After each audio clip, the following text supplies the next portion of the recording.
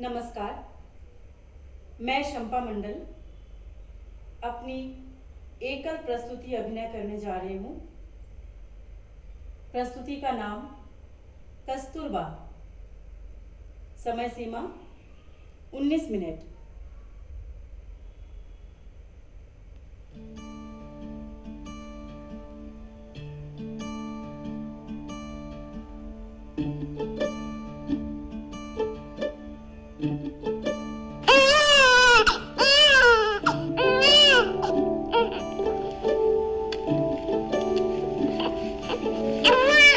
ओ काबरो, मुबारक हो, लड़की हुई है लड़की। ये तो बहुत खुशी की बात है। बधाई हो बा, बेटी मुबारक हो। उसका नाम क्या रखा है? कस्तूर। है तो बहुत खूबसूरत तुम्हारी कस्तूर। हाँ, और शैतान भी। कहाँ रह गई ये लड़की? कस्तूर, कस्तूर, कहाँ रह गई? ये लड़की परेशान करके रखती है सबको, जब देखो लड़कों के साथ खेलना। कस्तूर, तुम बड़ी हो गई हो और एक लड़की भी हो, तो अब लड़कों के साथ खेलना बंद करो, और खास तौर से मोहन के साथ। सुना है मोहनदास के लिए कस्तूर का रिश्ता आया है। पंडित जी से कुंडली मिला के फिर आए हैं प्रस्ताव लेकर। मुझे तो लगता है इनका पिछले जन्म का कुछ संबंध रहा होगा, वरना मोहन की तो पहले भी 2 बार सगाई हो चुकी थी। लेकिन किस्मत का फेर देखो, दोनों ही चल बसी और आखिरकार कस्तूर को वो सौभाग्य मिल गया। दोनों बहुत खुश रहेंगे। देखो कस्तूर, तुम और मोहनदास एक दूसरे को पसंद करते हो, इसीलिए शादी हो रही है, तो तुम अपना और अपने परिवार वालों का ख्याल रखना।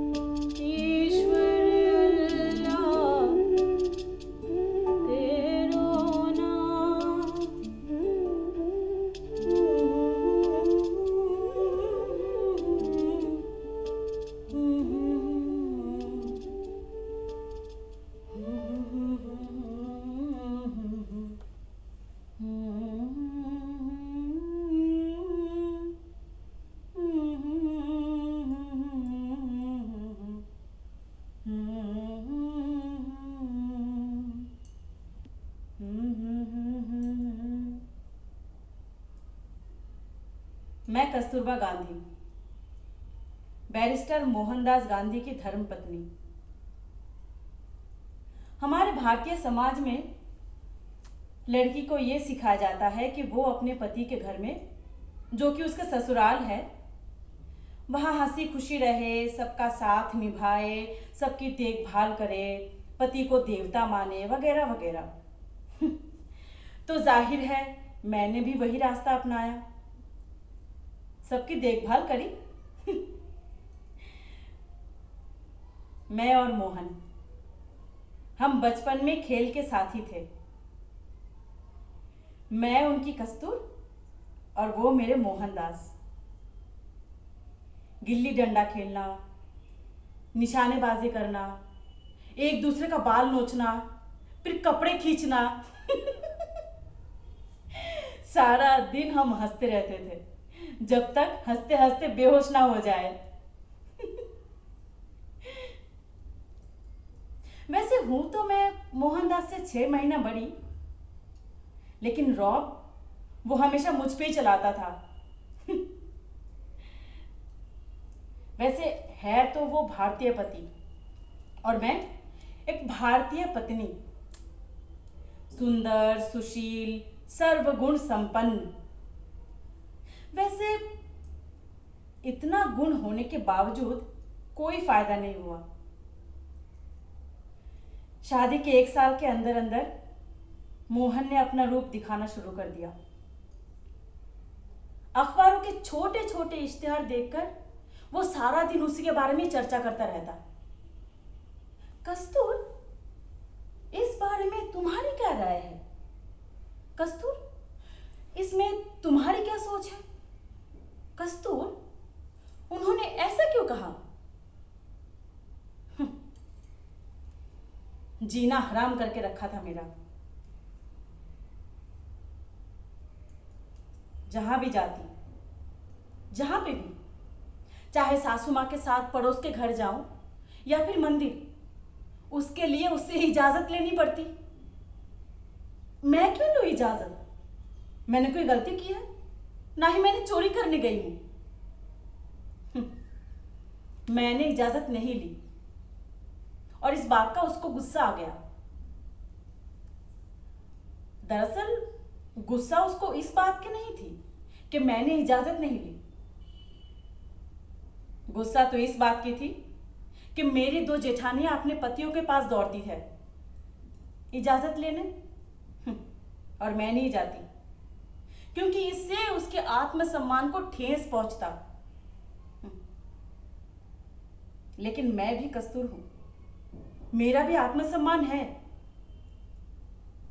मैंने विद्रोह किया और बहरहाल मोहनदास को मेरे सामने आके झुकना पड़ा और माफी भी मांगनी पड़ी। और हमारा झगड़ा होते होते बच गया।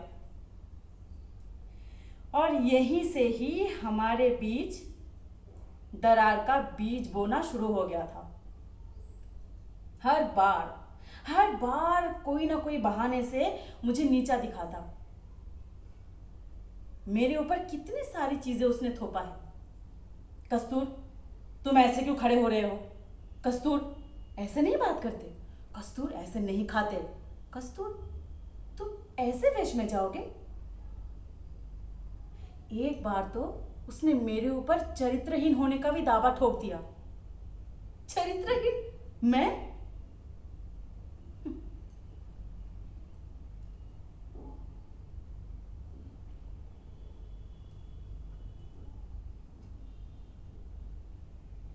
और मेरे इस हाथ को इस तरह से पकड़े। कस्तूर, तुमने मुझे धोखा दिया। तुम पवित्र स्त्री नहीं हो, तुम पतिव्रता स्त्री नहीं हो। तुम्हें किस पुरुष का शरीर मुझसे ज्यादा योग्य लगता है? मैं तुम्हें तुम्हारे घर छोड़ के आऊंगा। मैं तुम्हें रास्ते में छोड़ दूंगा। तुम नरक जाओगे, नरक।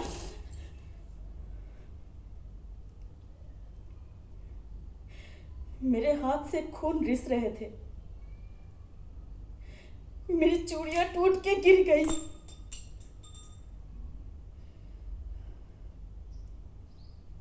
मैंने मोहनदास से कहा,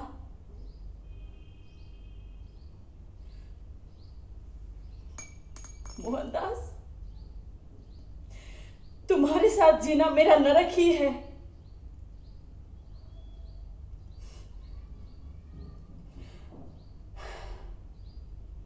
खैर, मैं बहुत खुश थी कि मैं अपना पत्नी धर्म निभा रही हूं बहुत अच्छे से। चाहे वो डरबन की पश्चिमी संस्कृति को अपना के या फिर फिनिक्स के आश्रम में सादा जीवन बिता के। आसान नहीं था।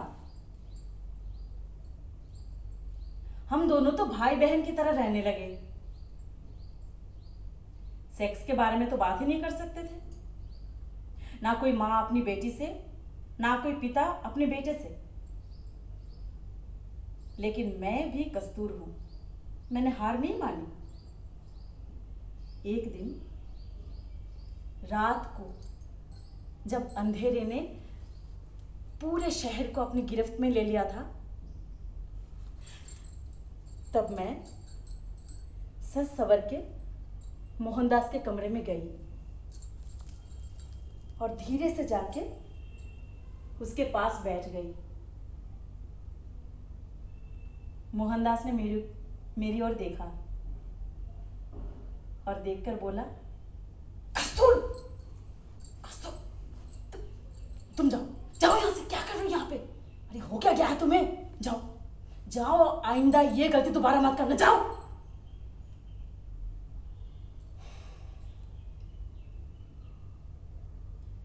कैसा लगता है जब कोई अपनी उत्तेजना को ऐसे दबा देता है? ऐसे कैसे कोई किसी की भाव, किसी की दुख, किसी की पीड़ा को अपने वश में कर लेता है?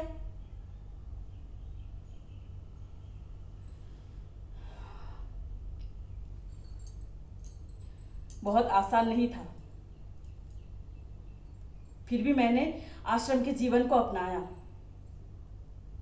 यहां तक कि इस आश्रम में मुझे चोर का खिताब भी मिला था।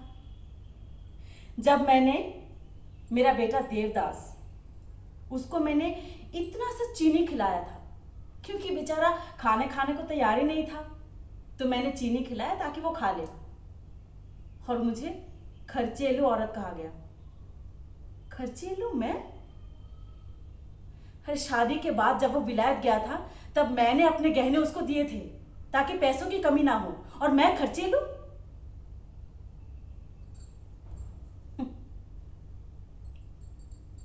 जो बाप अपने बेटे को इतना सा चीनी खाने का भी आजादी नहीं दे सकता, वो देश को आजादी देगा।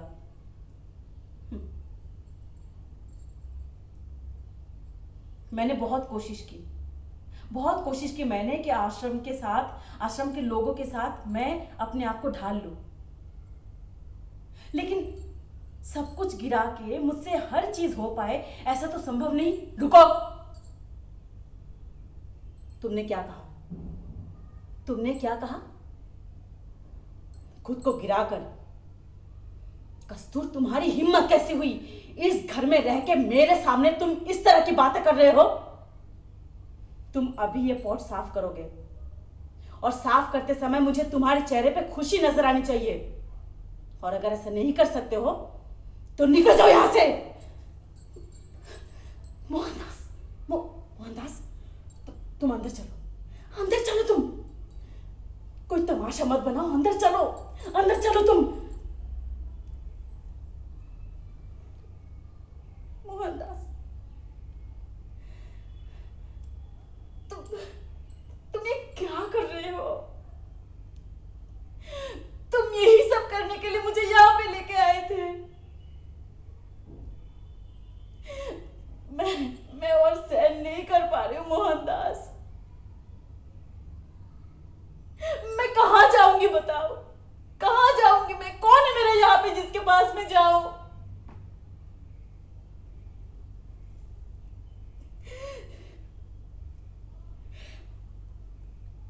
मैं जानती हूं तुम यही चाहते हो कि मैं मर जाऊं। अगर इतना ही घृणा है मुझ पे, तो फिर एक बार में मुझे मार क्यों नहीं देते?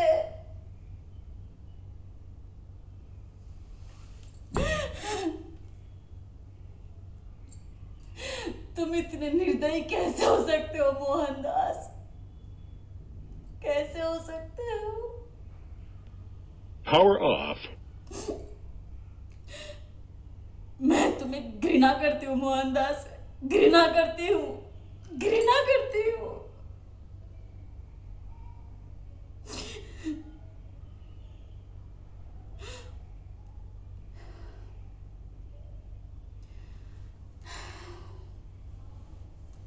शायद मोहन को अपनी गलती का एहसास हो गया था और इसीलिए वो अगले दिन आया मेरे पास माफी मांगने के लिए और ये बोलने के लिए कि वो आगे से ऐसा नहीं करेगा, ना गुस्सा करेगा, ना मेरे ऊपर चिल्लाएगा।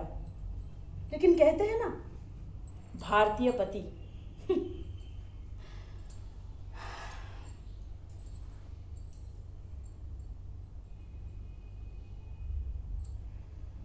मोहनदास और बदल गया। उसने तो जैसे मौन व्रत धारण कर लिया था। हम दोनों में शायद ही कभी बातचीत हो पाती। मैंने बहुत कोशिश की उससे बात करने की, लेकिन वो बात करने को राजी ही नहीं था। पता नहीं क्यों मुझे ऐसा लगने लगा कि वो किसी के वश में तो नहीं आ गया। कोई लड़की, पैसे, नहीं, मैंने गलत सोचा था। लेकिन वो अपना ध्यान नहीं रख पा रहा था। उसका खाना, उठना, बैठना, सोना कुछ भी नहीं था, कुछ भी ध्यान नहीं रखता था वो। मैं उसकी चिंता में बीमार पड़ने लगी और वो इतना काम करने लगा, काम में व्यस्त ही हो गया। काम करते करते वो देश को आजादी दे दिया, आजादी दिला दी उसने। 1947 शायद मोहनदास उस दिन सबसे ज्यादा मुझे याद किया, क्योंकि मैं ही तो थी उसके साथ, हर वक्त की सहचरी। उसके साथ यहाँ जाना, वहां जाना, उसके साथ आंदोलन में शामिल होना, हर जगह। वो जब जेल में भी था, मैं उसकी जगह पे काम किया। वैसे शायद ही कोई हिंदू औरत इस तरह से काम करेगी। मेरे 4 बेटे हैं, लेकिन मैंने भारतवर्ष के हर बच्चे को मैंने अपना बच्चा माना। मुझे फर्क नहीं पड़ता कि देश के लोग मुझे जानेंगे या कितना जानते हैं, कोई फर्क नहीं पड़ता मुझे। मैं जानती हूं मोहनदास ने इस देश के लिए जितना किया सारे लोग याद रखेंगे, और उसने मेरे साथ जो किया वो मैं याद रखूंगी। खैर, मोहनदास ने एक चीज मेरे साथ अच्छा किया, अच्छा काम करके गया। वो ये कि अभी लोग मुझे कस्तूर नहीं, कस्तूरबा के नाम से जानते हैं।